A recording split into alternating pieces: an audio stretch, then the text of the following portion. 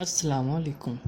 आज हम basic mathematics 1 doctor Numan Khalid की बुक है उससे 7.3 का हम इंट्रोडक्शन पढ़ेंगे। इसके हमारे पास है geometric progression. Geometric progression is a sequence in which every term is obtained by multiplying some non zero number to proceeding term. इसमें हमारे पास क्या होगा, ज्योमेट्रिक प्रोग्रेशन में हमारे पास था कि हम कोई ख़ास नंबर ऐड करते थे तो हमारे पास अगली टर्म आती थी, लेकिन वो ख़ास नंबर होता था। इसी तरह इसमें हम कोई नॉन ज़ीरो नंबर मल्टीप्लाई करेंगे। अगर हम ज़ीरो मल्टीप्लाई करेंगे तो जवाब ज़ीरो ही आता रहेगा हमारे पास, इसलिए वो नॉन ज़ीरो का है। Fix non zero number is common ratio of to consecutive term. Common ratio मतलब division.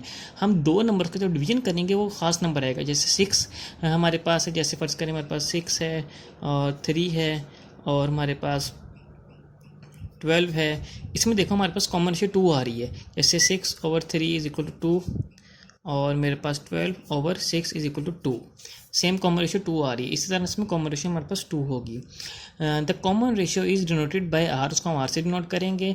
Are is equal to A N over A N minus one, बड़ा एन बड़ा है 1 से, फॉर ऑल एन बिलोंग करते हैं natural number से। A N minus one is not is equal to 0। अब हमारे पास फार्मूला है A N is equal to A one R N minus one. इसका फार्मूला होगा हमारे पास। इसका एमसीक्यूज बन सकते हैं no terms of geometric sequence is zero. Arithmetic progression में भी जीरो आ सकती है, लेकिन ज्योमेट्रिक प्रोग्रेशन में हमारे पास कोई भी टर्म जीरो नहीं होगी, क्योंकि जीरो से मल्टीप्लाई करेंगे जवाब तो जीरो आ जाएगा, सारी टर्म से जीरो हो जाएंगी, इसलिए कोई भी टर्म जीरो नहीं होगी। इफ अब एग्जाम्पल नंबर 1 है, if R is equal to 2 and A one is equal to 3 and A N is equal to 48, find N. R मेरे पास कॉमन रेशियो 2 है, ए वन 3 दे दिए इसने और ए एन दे दिए। एन निकालने, नंबर ऑफ टर्म्स निकालने। हमने A N is equal to A one R N minus one general formula लगाया है। 48 इज इक्वल टू 3 2 और एन माइनस वन आया मेरे पास। अब देखो 3 यहाँ पे मल्टीप्लाई और यहाँ पे आके डिवाइड हो जाएगा। जब 3 को 48 से डिवाइड करेंगे तो मेरे पास 16 आएगा। अब देखो मेरे पास हम करेंगे, देखो यहाँ पे अगर हम 2 2 2 और 2 मल्टीप्लाई करते हैं, देखो 4 पेयर बनाया 4 का बना और यहाँ से पेयर बनाया तो मेरे पास 16 आया। अब देखा जाए तो मेरे पास 16, अब देखो 16 को अगर हम पेयरिंग में करते हैं तो देखो 2 2 2 4 दफ़ा 2 आता है तो 2 की पावर 4 होगी, equal to N minus one आ गई। यहाँ से 2 2 खत्म हुआ, 4 is equal to N minus one आया, 1 को तो लेके गया तो एन इज इक्वल टू 5 मेरे पास आंसर आया। एग्जाम्पल नंबर 2 है मेरे पास, find the common ratio if A one is equal to 5 A N is equal to 135 N is equal to 4। इसमें हमने आर निकालना है। 135 is equal to 5 R 4 minus one आए मेरे पास। 135 5 इधर मल्टीप्लाई होते रहा डिवाइड हो गया मेरे पास। 5 को से डिवाइड किया तो मेरे पास 27 आया। R cube is equal 27। हमें पता है कि 3 को 3 दफ़ा ज़रब करें हमारे पास 3 3 3। इसको देखो 3 3 9 9 3 27 आए मेरे पास। तो इसी तरह मेरे पास ये 3 को 3 दफ़ा ज़रब किया तो मेरे पास 27 है। 3 के ऊपर पावर 3 होगी, आर 3 आ गया, पावर पावर से कैंसिल होगी तो मेरे पास आर इक्वल टू 3 आ गया मेरे पास। रेशो आ गई, कॉमन रेशो। अब देखो find 6 term of G P 4 8 16। 6 term निकाली मैंने। ए वन मेरे पास 1 आ गया, एन इज इक्वल टू 6 आ गया, आर में कॉमन रेशो निकाल ली 2 आ गई मेरे पास। A N is equal to A one R N minus one आया मैंने। यहाँ पे मैंने 6 टर्म निकाली। एन इज इक्वल 6 पुट किया, A 6 is equal to 4 2 power 6 minus one, 2 की पावर 5 मल्टीप्लाई बाई 4 किया तो मेरे पास 128 आंसर आ गया। एग्जाम्पल नंबर 4 है मेरे पास, find the positive 9 terms of G P if A is equal to 3 A 3 is equal to 8 A 7 is equal to 128। इसमें देखो ए 3 मेरे पास 8 है। इसका ए 3 को हम इस तरह, जैसे हम ए पी में खोलते थे ना फार्मूला, जैसे ए पी में हम फार्मूला खोलते थे कि A 8 is equal to A 1 plus 7d, इसी तरह हम जीपी में भी इसको खोल सकते हैं। जैसे ए 3 इज इक्वल टू मेरे पास आ रहा है A1 R2। इसमें आर कम होगा, वहाँ पे डी कम होता था, ठीक है। यहाँ 3 यहाँ पे आर स्क्वेयर आएगा, यहाँ 4 यहाँ पे आर क्यूब आएगा, सो ऑन।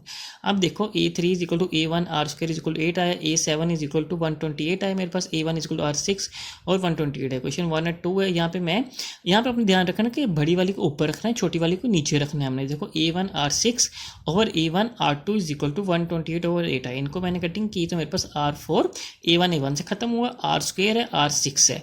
यहाँ पे देखो R4 बचा मेरे पास, इससे 8 को 128 डिवाइड किया तो मेरे पास 16 आया। हमें पता है कि 2 को 4 दफ़ा 2 की पावर 4 लेते हैं तो वो 16 आता है हमारे पास। इसने पावर से कैंसिल हुई मेरे पास और आर इज इक्वल टू 2 आ गया। अब देखो put R equal to, in question 1 में मैंने पुट किया, क्वेश्चन नंबर 1 में आर पुट किया तो मेरे पास A1 आ जाएगा, क्योंकि यहाँ पे देखो A1 गिवन नहीं है मेरे पास, यहाँ पे पुट किया तो मेरे पास A1 2 आया। अब देखो मेरे पास A1 भी आ गया, मेरे पास R भी कॉमन रेशियो भी आ गया, तो चुप करके मैं A9 में पुट करूँगा, जवाब आ जाएगा A9 is equal to A1 R 8 आया, वैल्यूज पुट की तो 5 12 आया। ज्योमेट्रिक मीन है let A and B B two number, a number G said to be geometric mean GM between two number A and B if A G B are in GP।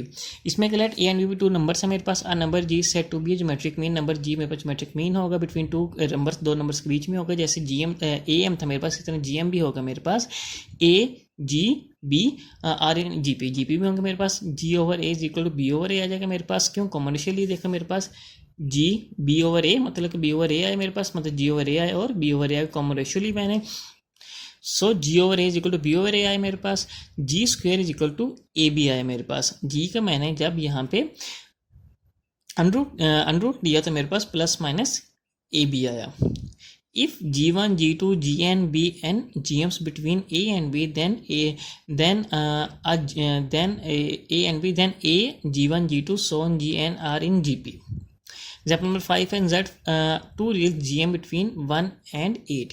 देखो मेरे पास G1, G2 2 GM से मेरे पास 1, G1, G2 8 R इन GP मेरे पे GP में है मेरे पास, उसका मैंने GP में लिखा। अब A1 मेरे पास 1 आ गया, R मेरे पास नहीं पता मुझे R का, क्योंकि निकल नहीं सकता, और AN मेरे पास 8 आ गया, और मेरे पास नंबर टोटल गिने तो मेरे पास 1 2 3 4 N मेरे पास 4 आ गया।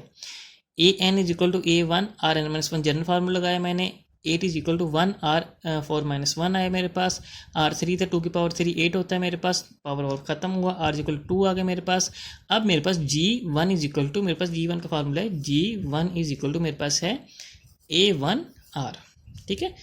A मेरे पास क्या था, A1 मेरे पास 1 था, R मेरे पास ये आया 2 आया, मल्टीप्लाई किया तो ये आ गया। अब G2 का फार्मूला मेरे पास होगा G1 R, G1 मेरे पास क्या है 2 और G2 मेरे पास 2 है, तो जवाब मेरे पास 4 आया। थैंक्स फॉर वॉचिंग, अल्लाह हाफिज़।